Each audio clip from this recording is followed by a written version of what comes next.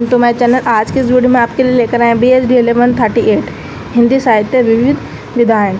आज की इस वीडियो में हम आपके लिए लेकर आए इंपॉर्टेंट क्वेश्चंस जो आपके पेपर के लिए वेरी इंपॉर्टेंट हो सकते हैं, और ये जो इनकी भाषा है वो आसान में बताया गया है इसमें, और आपको ये ईजी वे में समझ में आएंगे। तो चलिए वीडियो स्टार्ट करने से पहले हम आपसे ये बोलेंगे कि अगर आपको हमारी वीडियो पसंद आती है तो प्लीज़ वीडियो पर एक लाइक ज़रूर कीजिएगा और चैनल को सब्सक्राइब कीजिएगा।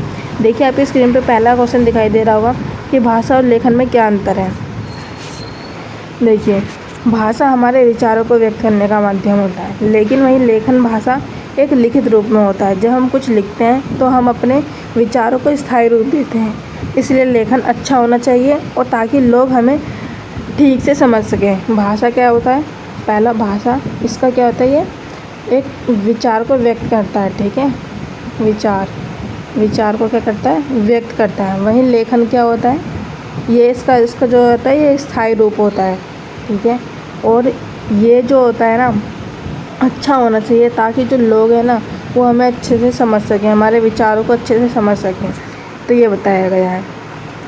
नेक्स्ट क्वेश्चन ये है कि लेखन के कितने प्रकार होते हैं और उनके नाम बताइए। तो लेखन के कितने प्रकार होते हैं? 3।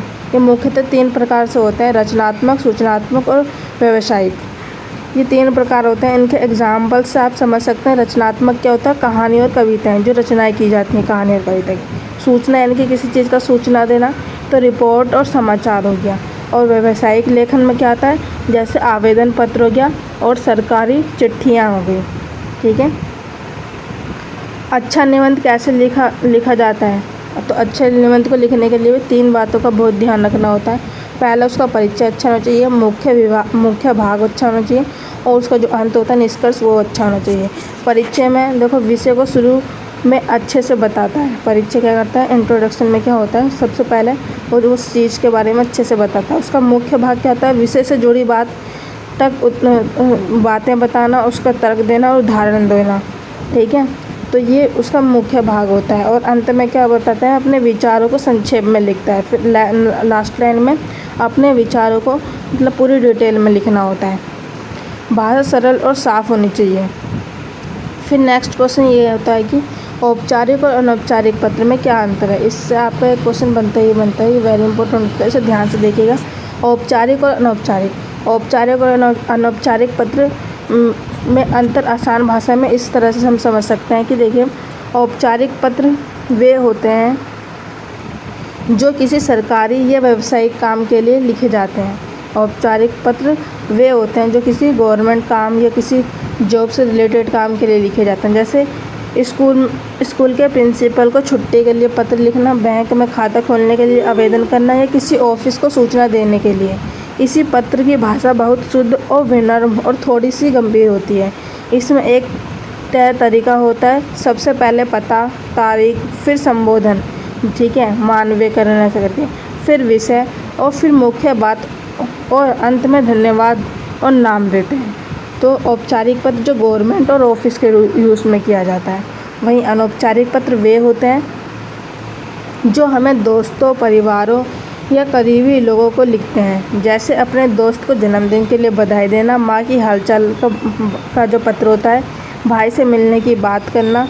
ऐसे पत्रों में भाषा सरल और भावनात्मक और अपनापन भरी होती है। ठीक है, इसमें कोई तय और ये नियम नहीं होता है, जैसे मन करे इसे वैसा लिख सकते हैं। ठीक है, तो आपको ये अच्छे से समझ में आ गया होगा। नेक्स्ट क्वेश्चन क्या है? डायरी लेखन क्या है और इसे कैसे लिखा जाता है। डायरी लेखन मतलब अपनी रोज़ की बातों को लिखना। ठीक है, डेली रूटीन जो आप करते हैं वो सारा। जैसे कोई काम करते हैं, आपने क्या सोचा, क्या महसूस किया किसी चीज़ के बारे में, वो सब चीज़ें लिखते हैं। इसमें आप खुलकर अपनी भावना लिख सकते हैं। तारीख और समय के साथ लिखा जाता है इसमें। ठीक है, किस डेट को लिख रहे हैं और किस टाइम को लिख रहे हैं। टाइम को उसी टाइम और डेट पे ये लिखा जाता है। जैसे आज कितनी तारीख है? तो आज 17 तारीख है, और टाइम कितना हो रहा है? 2। तो जो मैं डायरी लेखन लिख रही हूँ या इस समय जो लिख रही हूँ उसी टाइम को लिखना होता है। ठीक है, नेक्स्ट क्वेश्चन क्या है? रिपोर्ट लेखन क्या होता है। रिपोर्ट लेखन किसी घटना, कार्यक्रम या स्थिति की पूरी जानकारी होती है। ठीक है, कोई घटना घट जाती है या कोई कार्यक्रम वगैरह, तो उसकी पूरा डिटेल में उसको लिखा जाता है। एग्जाम्पल के लिए स्वच्छता अभियान पर रिपोर्ट लिखना। इसमें क्या कर रहे होता है? ये कब हुआ, कहाँ हुआ, ये सब साफ साफ लिखा जाता है। ठीक है, अगर आप कोई रिपोर्ट लेखन लिखते हैं तो उसमें ये सब चीज़ें वेरी इंपॉर्टेंट होती हैं। फिर नेक्स्ट क्वेश्चन क्या है, देखिए, अच्छा लेखक बनने के लिए क्या ज़रूरी होता है। तो अच्छा लेखक बनने के लिए रोज़ कुछ लिखना चाहिए, सरल और साफ भाषा का इस्तेमाल करें, पढ़ने की आदत डालें, विचारों को ठीक से क्रम में लिखाना होना चाहिए। ठीक है, तो ये अच्छा लेखक बनने के लिए कुछ पॉइंट्स हैं। फिर ठीक है, तो ये अच्छा लेखक बनने के फिर नेक्स्ट क्वेश्चन है, रचनात्मक लेखन क्या होता है और इसके एग्जाम्पल दीजिए। देखिए, रचनात्मक लेखन जब हम कल्पना, भावना और अनुभवों के आधार पर कुछ नया लिखते हैं तो उसे रचनात्मक लेखन कहते हैं। जो हम अपनी थिंकिंग के हिसाब से, अपने विचारों के हिसाब से, है ना, जो कुछ भी हम लिखते हैं, ठीक है, उनके आधार पर जो कुछ अच्छा लिखते हैं नया सा, वो रचनात्मक लेखन का है। जैसे हमने कहानी लिखी, कोई कविता, नाटक, ये क्या रचनात्मक लेखन के हैं। ठीक है, एग्जाम्पल्स। आज के इस वीडियो में इतना ही। अगर आपको हमारी वीडियो पसंद आती है तो प्लीज़ वीडियो पर एक लाइक ज़रूर कीजिएगा और चैनल को सब्सक्राइब कीजिएगा, ताकि आपको डेली ऐसी वीडियो मिलती रहे और ये आपके एग्ज़ाम के लिए वेरी इंपॉर्टेंट हो सकती हैं। ठीक है, तो वीडियो में बने रहिएगा और इस वीडियो में आपने बताना है कि आपको ये वीडियो कैसी लगी और कमेंट ज़रूर कीजिएगा। धन्यवाद।